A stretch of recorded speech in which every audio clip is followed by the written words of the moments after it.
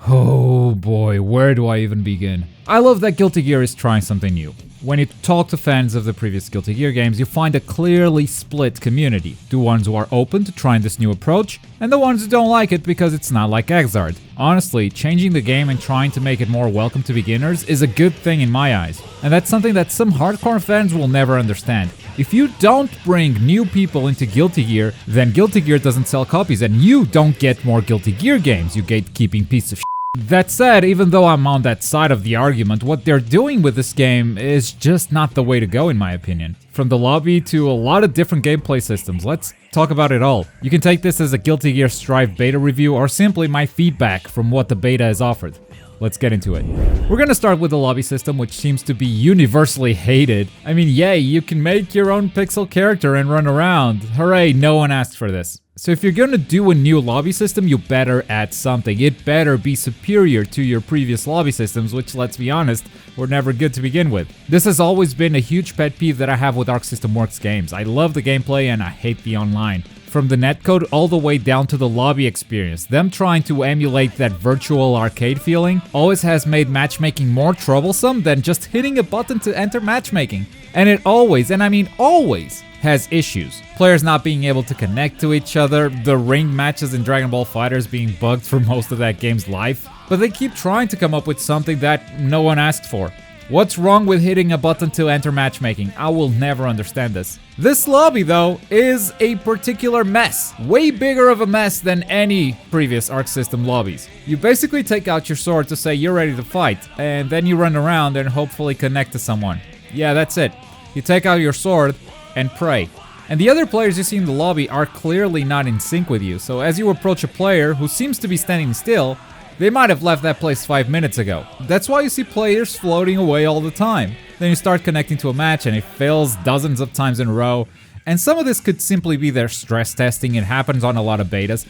But even if that worked, how is this better than hitting a button to play a match? Also, these lobbies now work kind of as a ranked system. As you win, you can climb to a higher floor, but even if you haven't ranked up, you can go to the higher floors and play against stronger players. But if you're strong, you can't go back down, which is kind of neat, I guess. That way the beginner lobbies really stay beginner lobbies. At the same time, this game seems to change my lobby every time I win or lose. I swear, it changed me on like 3 matches in a row, making me sit through this loading screen to change lobbies in an experience that was already painful enough with me not being able to connect to other players.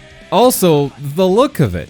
I have nothing against pixel art, but I do have against the giant news tab that covers 3/4 of the screen. What the hell is this? The game is going for such a clean, minimalist vibe with its HUD, its overall style, but then you get into this lobby and it's like I'm playing a completely different game. Also, I got stuck in the lobby every time a match disconnected. I was just stuck. I couldn't move. I had to restart the game. That's something that will probably be fixed in the final game, but you know what? I hope it's not fixed, because I hope to see this entire lobby system command thrown into the garbage. I really want to see something else entirely. Whatever their idea was, it's just not working here. This is awful, and I think everyone who played it agrees. Now, my problems with Guilty Gear aren't limited to the lobby. I wish they were. But the game itself also has a few systems that I just don't like, or I find them very weird. Like, ArcSys is trying to be beginner-friendly, but also undercutting their own intention at the same time. They're trying to have it both ways and failing miserably. But let's start with some praises. I don't want to be too negative because I do like the game. And I did like a lot of what the beta has offered. First of all, this is the best-looking fighting game ever made. Period. The soundtrack kicks ass. No one can take that achievement away from it. Presentation-wise, it is almost flawless. I say almost because there are a few minor pet peeves I have with the HUD.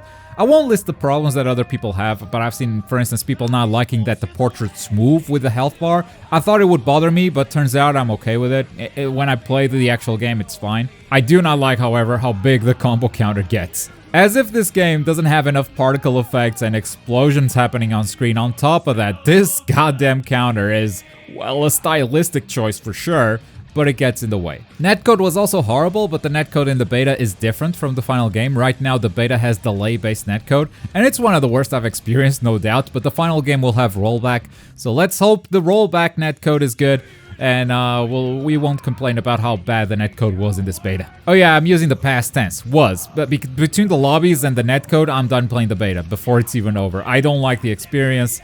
Those things are objectively bad, but I did have some fun playing against the CPU and learning the different systems, so I look forward to playing the final game, or maybe an updated version of the beta once they fix all this stuff. Now, as far as gameplay systems, I did notice some things that are incoherent. And this is what I was talking about, ArcSys trying to make Guilty Gear beginner-friendly, but at the same time, making some weird decisions that aren't beginner-friendly in the slightest.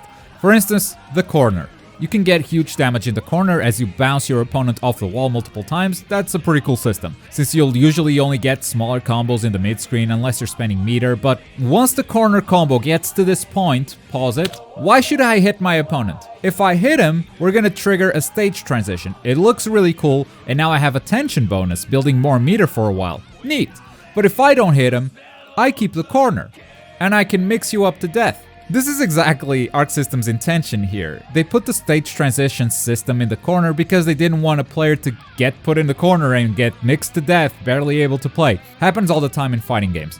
But their solution is so counterintuitive, because you can totally keep the corner, you just have to stop your combo, which is the most unnatural thing to do. But it's also arguably the right choice. And that sucks, because in fighting games like these, you want to do the flashy stuff. You want to trigger those stage transitions that the devs put a lot of time and work into.